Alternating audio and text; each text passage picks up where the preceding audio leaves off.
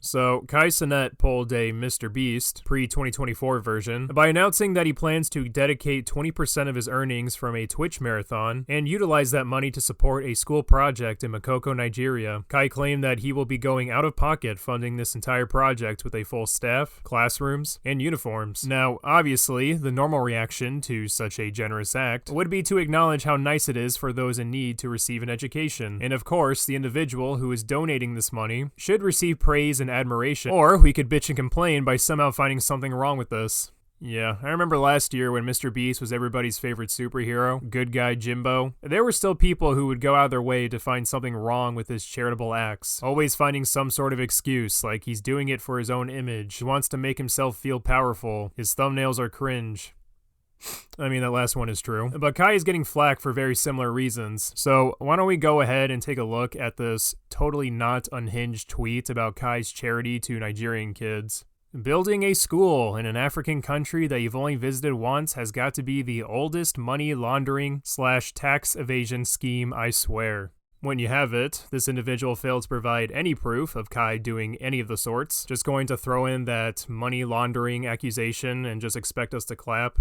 This school will allegedly be built in Lagos, not the North, not the Middle Belt, not the numerous rural villages where constructing a new school would make sense. It's Lagos. That already has 50 trillion other underfunded schools he could have donated to that he picked. LOL. As I said at the beginning, the location that Kai Cenat picked is Makoko, and while it is technically part of Lagos, you cannot use Makoko interchangeably with Nigeria's capital. It is still extremely disingenuous to compare the two and say it's all the same. Lagos certainly has its rough areas, but it's not comparable to a place that lacks basic amenities including education. The Nigerian government has also failed to invest in the development of schools and other educational facilities, leaving many children and young people with no access to education. Restricted access to education has forced students to drop out or not to attend school at all, leading to high levels of illiteracy and a lack of opportunities. And during Kai's visit to the Makoko Children Development Foundation, he encountered a school where the principal told him one classroom was used to teach all 385 children living there.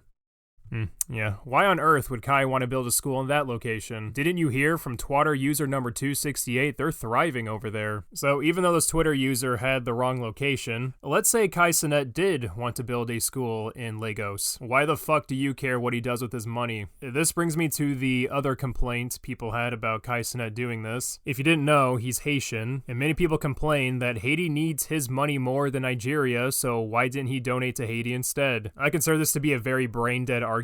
It's essentially the same as criticizing people who are raising money to fight skin cancer because brain cancer is worse. He's still helping kids by building a school. It's his money, and he's using it for a good cause. Complaining about this charitable act because other people are struggling more is just going to get you caught in a web of inconsistencies. To those asking what I've done for Nigeria, laugh my fucking ass off. If only you knew. So nothing? The work I've done is literally why I don't uncritically praise gestures like this. Something you people desperately need to learn. Yes. We're all aware of your contributions to Nigeria. Why, I remember in history class, my teacher would tell me the tales of Spooky Soso achieving independence from Britain in 1960 and forming the Commonwealth of Nigeria. It was Spooky Soso who convinced Queen Elizabeth II to pull out her troops and leave the people of Nigeria to form their own nation. We'll never forget your bravery and sacrifice.